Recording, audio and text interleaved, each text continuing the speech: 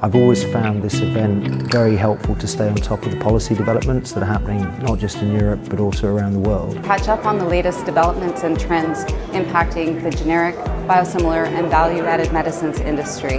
A platform and a forum where we get a lot of knowledge. A conference like this is absolutely fantastic to bring people together, and I think this is exactly the type of forum that we need. What we had here was another demonstration that, coming together as an association, sharing insights, networking together.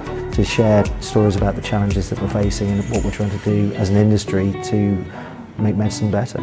The Congress really provides a great insight into what's going on, and I'd certainly encourage anyone in a leadership position of a generic company to be at the conference just to make sure they're up to date.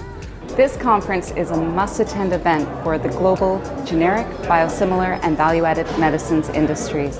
It's a great opportunity to catch up with international colleagues and also find out about the latest trends and developments that are impacting our industry and seeing the innovative new approaches that are being taken in various jurisdictions to position our industry in a sustainable way.